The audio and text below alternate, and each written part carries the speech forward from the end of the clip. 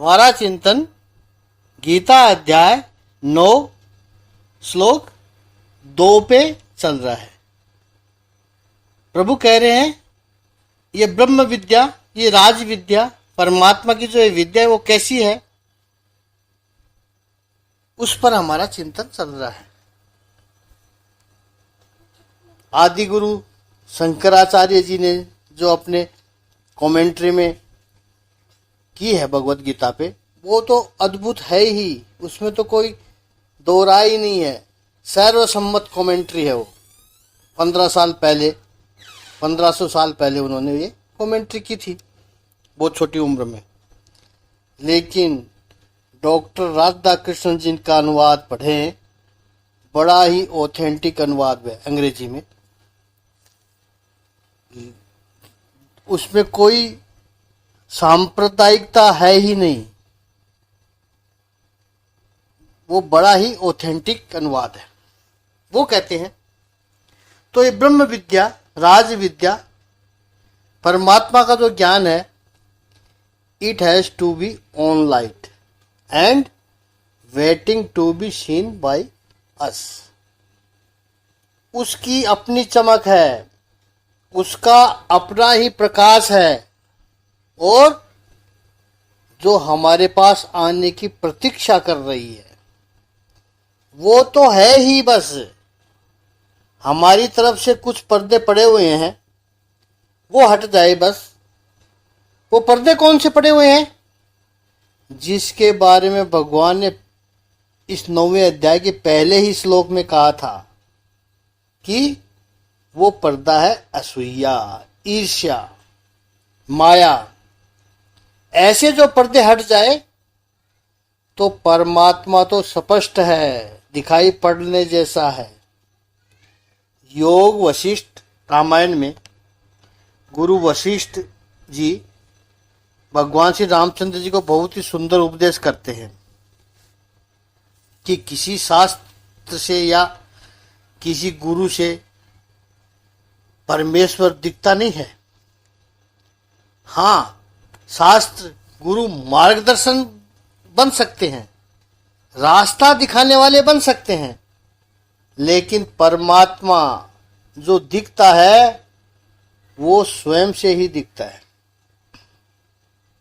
और व्यक्ति की तो अपनी बुद्धि सात्विक हो जाए, जब बुद्धि स्थिर हो जाए तो परमात्मा का दर्शन होने लगता है। तो ये जो 9वें अध्याय में कहा है, केवल वो थ्योरी नहीं है, एक एक शब्द ब्रह्म है। इसलिए इसे कहा है प्रत्यक्ष वागमम।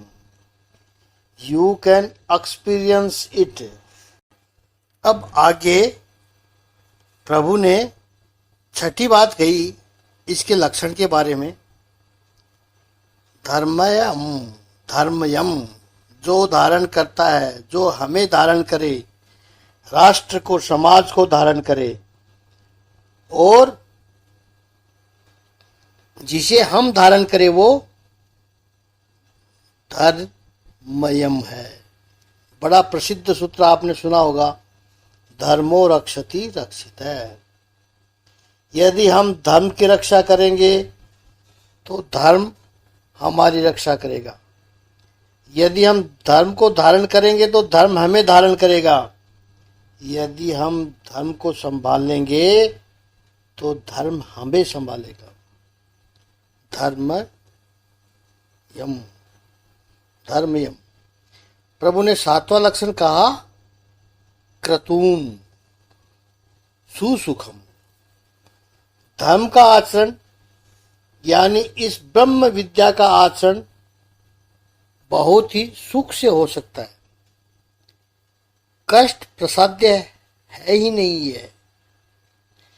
इसके लिए बहुत परिश्रम करना पड़ेगा, बहुत तकलीफ झेलनी पड़ेगी, बहुत मुसीबतें झेलनी पड़ेगी। ऐसा कुछ भी नहीं है, सरल है।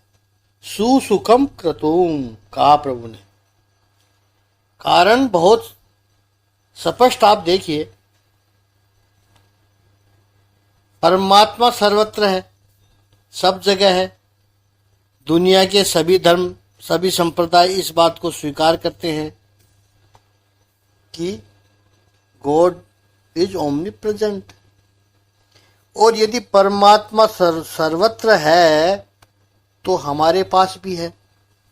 ईश्वर सर्वदा है, इट्स ऑल द टाइम, हमेशा है। ऐसा नहीं है कि कुछ समय में ही भगवान होते हैं, बाकी के समय में भगवान नहीं होते, ऐसा नहीं होता है। भगवान तो हमेशा होते हैं। सर्वदा है तो अभी भी है, इस समय में भी है। प्रभु भगवान सभी में है, चींटी से लेकर हाथी तक सभी में भगवान है, तो मुझ में और आप में भी है। और चौथी बात, भगवान सबके हैं। ये तो सब लोग ही स्वीकार करेंगे, भगवान तो सभी के ही हैं। जिसका कोई नहीं उसका भी प्रभु है यारो। मैं नहीं कहता, किताबों में लिखा है यारो। सभी के हैं प्रभु, और सभी के हैं तो मेरे भी हैं। ये चार बातें हुई। भगवान सर्वत्र है, इसका अर्थ है हमारे पास है। सर्वदा है, इसका अर्थ है अभी भी है। सब में है तो मुझ में भी है, और सबके है तो मेरे में भी है। तो जो भगवान यहाँ है, अभी है, मुझ में है और मेरे में है, तो फिर मैं उनका क्यों नहीं हूं? जो विघ्न है वो भगवान की ओर से तो है ही नहीं। जो व्यक्ति यहाँ न हो तो उसकी प्रतीक्षा करनी पड़े कि वो यहाँ आए तब हमें दर्शन होंगे, या फिर वो जहाँ है वहाँ जाकर हम उसके दर्शन करें। लेकिन वो तो सर्वत्र है। He is available all the time, everywhere. वो अभी न हो उसकी प्रतीक्षा करनी पड़े कि आने वाला है, 7 बजे तक आएगा, तो 7 बजे तक प्रतीक्षा करो। इस समय आप कितनी ही कोशिश कर लो नहीं मिलेंगे, क्योंकि 7 बजे आने वाले हैं। ऐसा नहीं है हमारा भगवान। भगवान तो इसी समय है, कोई ऐसा समय है ही नहीं जिसमें भगवान न हो। यहाँ है, अभी है, मेरे में है, मेरा है।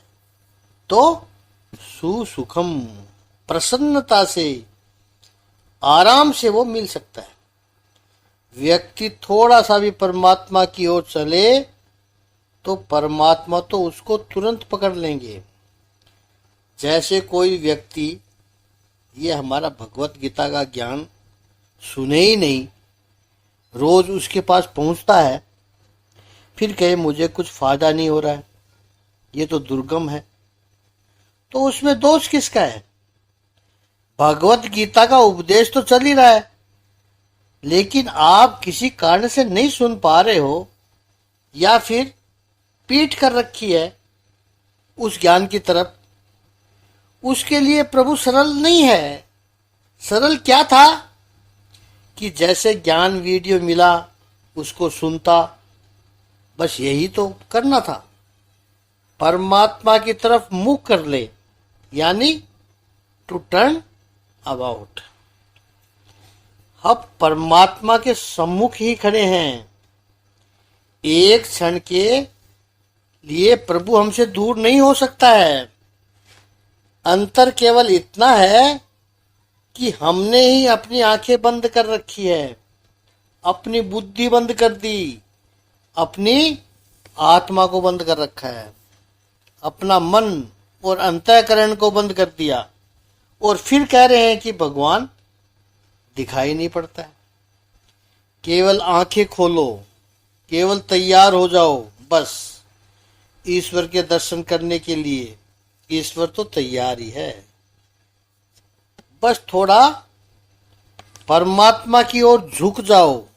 ईश्वर के साथ जो हमारा घनिष्ठ संबंध है वो हमको समझ में आने लग गया, आने लगेगा, ये पूरा जीवन वस्तुतः परमात्मा का है। हम भूल से उसे अपना मान बैठे हैं। बस केवल ये भूल छोड़कर उसके सुपुर्द हो जाना है, उसके पास चले जाना है। इस विद्या का आचरण करना बड़ा ही सरल है। तो कोई भी व्यक्ति यह कहे कि यह मेरे बस की बात नहीं, यह आर्ग्यूमेंट यहाँ चलेगी नहीं।